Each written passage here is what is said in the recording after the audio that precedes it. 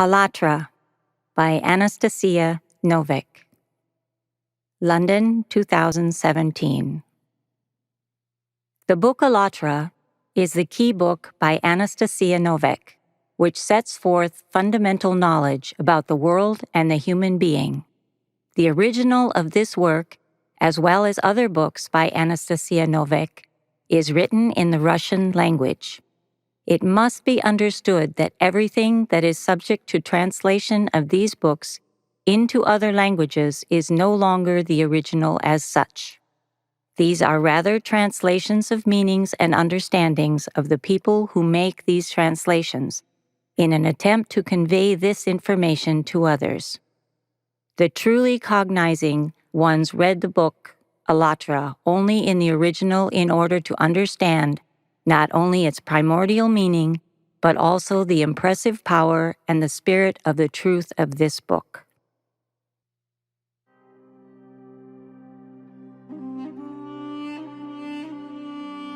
Cry of an angel clad in clothes, or sufferings of a man with an angel instead of a soul. To whom and why am I writing these lines? Most likely to myself. Abiding in a holy place for years, just twice have I been recognized, and only by the people with soul that is, by God's will, free from the mind. A human mind is a stumbling stone, perhaps an entire cliff facing the soul. One cannot go around or leap over it, to climb up over sharp stones, scraping your nails until they bleed and falling down the slippery ledges. Sweet from the mind, then to get up anew, having regained spiritual strength, and crawl again, is not for everyone, for it's so lovely, cozy, sweet and warm at the cliff's foot. The mind of frail clothes creates illusions of anything you wish for, so long as you keep wishing for earthly love with a blazing heart, for children to prolong your clan, for wealth, for fame, it's all the same, so long as you keep wishing, and it will all be given. In one illusion or another, it matters not, so long as you keep wishing for the earthly. But it's so hard, cry many people. No, it's not. So many times I've put the clothes on.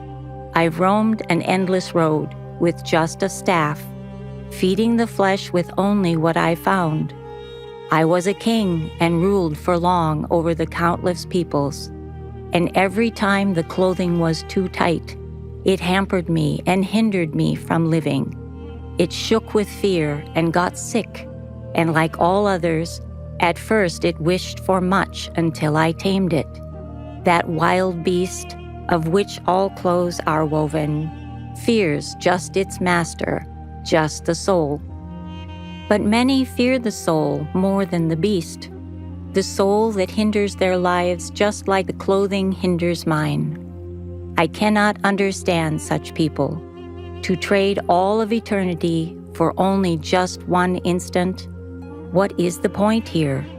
To suffer in the arms of the beast's skin, to serve the clothes decaying day by day. Is life in this? Life is infinite. It has no suffering.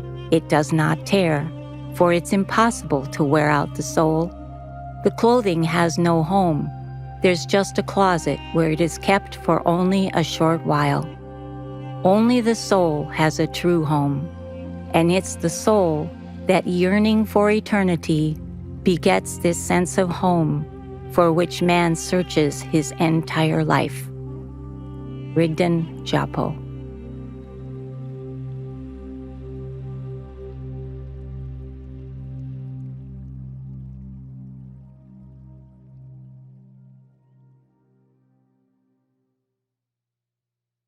Over the years that passed after the first books had been published, many events have happened which convinced me once again that a sincere desire of a single person to help people, together with his or her real actions and self-perfection, do bear surprisingly wonderful fruit. And it's not even about the books as reading matter, but rather about comprehension and putting the knowledge given in them into practice. A book is a means of transferring the knowledge not in the sense of property or one's own conclusion, but as wisdom from above that passes through centuries. The wisdom like an open gate for entering into that wonderful higher state of spirituality through which the insight comes from the One who created everything. The wisdom that always was, is, and will be, even when the memory of its human conductors vanishes in the dust of ages.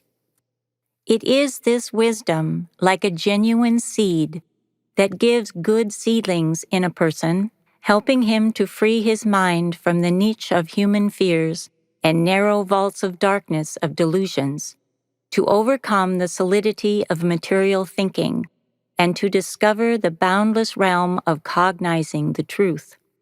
It helps him to rise above his earthly selfhood and to see the world from the height of spiritual view without prejudices and material blinders. The wisdom endows a person with sincerity and a sense of purpose, enriches him with comprehension, and raises the level of his responsibility for the spiritual quality of his life. This eternal wisdom for a spiritual person is like vivifying water for a ripe ear of wheat grown from a good grain. It allows one to realize the root of human troubles and to improve the atmosphere of one's spiritual life. It gives the main keys to understanding the complex reality of a human being and the world, and serves as the source of creating unique conditions for the human being to shape a spiritual society in the cruel world of the material animal mind. The eternal wisdom allows the human being to transform himself spiritually and to know the hidden essence of past and future events. This wisdom is precisely the constructive principle created by him, which opens for each person who has accepted it the path to his eternity. Rigdon. There is an essential difference between those who ask questions from the mind and those who are guided by the thirst of searching for the truth. In the world, they only teach intellect, memory, and knowledge that comes from logic. Whereas when cognizing the truth, one must master elevated stage of self-perfection, awareness, and understanding of those deepest spiritual feelings that emanate from the soul. After all, the spiritual experience lies beyond the boundaries of the mind. Anastasia. Yes, you have mentioned this before. However, it is only now, after years of working on myself each day, once I've started to feel and understand information in a comprehensive way, that I've realized in practice what this spiritual experience, which lies beyond the mind, is. The spiritual understanding of the world and myself helped me a lot in this, thanks to the unique knowledge which has been entering the world through you. Not that many years have passed since the publication of the first books, through which spiritual grains of wisdom have been shared with people. People welcomed the books with more than just gratitude. Encountering this wisdom, the souls of many of them, like a plucked string, are making an audible triumphant sound. Even more than that, these books are making even those people hesitate in their choice in whose consciousness the animal nature dominates. People started to work on themselves more diligently, to try to control their thoughts, to understand the direction in which to go in their development and the essence of their spiritual needs, and to see the eternal grains in the traditional beliefs. Readers of these books did not just start awakening, they began growing spiritually, and this can be traced by the evolution of their questions. The first question that is usually rashly asked by the majority of the human mind is whether the main characters of the book really exist or not, and whether they are fiction or truth, particularly the main character Sensei. Rigdon smiled in a friendly way. Others, feeling inner heartfelt joy, hasten to ask a question in the format of the consumer thinking template. I've read the latest book. When will the next one come out? Still others attempt to do the spiritual practice described in the books, in fact, without changing their material priorities, so they are in a state of constantly arguing with themselves. And questions coming from them are of the same nature. I've been doing spiritual practices, but no miracle is happening, and nothing in my life is changing. Rigdon. The human being is dual in nature. The human mind can easily shift from one extreme to another, thus creating chaos and instability. The outer is just a reflection of the inner. Anastasia. But there are those who got imbued with the depth of the knowledge. This has profoundly changed their lives. They do not need any proof of the evidence that the spiritual prevails over the logic of the mind. They are firm in their life choice. Such people are pure in their souls, and their consciousness is not bogged down in the behavior patterns of world egocentrism and personal doubts. They are like lotus flowers. Once they are lit up with the sun's rays, they reach out for light. This is why the quality of their questions regarding the inner is completely different.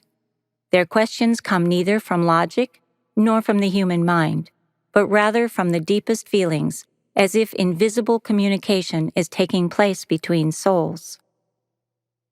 Rigdon. The deepest feelings are exactly the special language that differs from the human one. When the person overcomes the lowest of the low within himself, works on himself each day, develops and transforms himself spiritually as a human being, he becomes enlightened. When the person evolves spiritually, he encounters questions from his mind.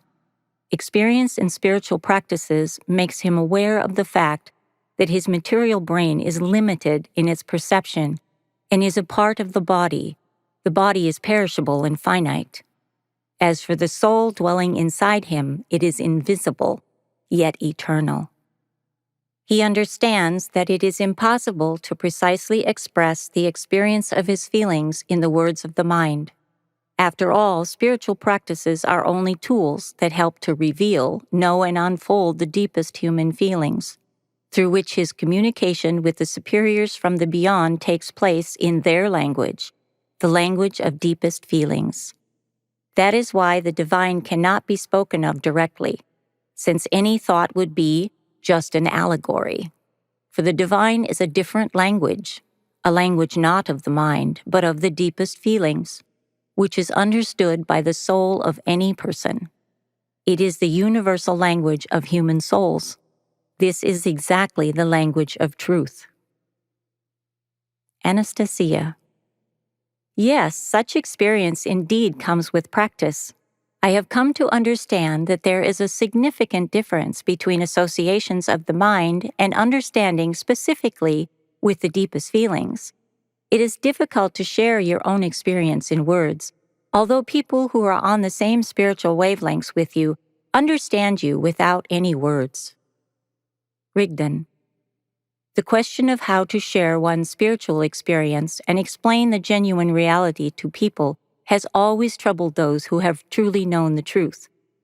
It's difficult to convey the substance of personal spiritual experience in words because it is an experience of cognition of an entirely different world, which is unlike the material one. In other words, everything you say will be interpreted by the material thinking through the prism of experience of this world and consequently will either be misunderstood or distorted in perception. Furthermore, out of thousands of listeners, only a few will actually hear. The rest will not benefit from this. After all, the facets of reality are known only to the one whose eye is observing it. Anastasia. There are also readers with a rich life experience. By human standards, they have succeeded in many things in their lives, achieved much, and got the opportunity to change a lot in the world around them. The knowledge has touched their soul, but the resonance arising from their learnedness does not give them peace of mind.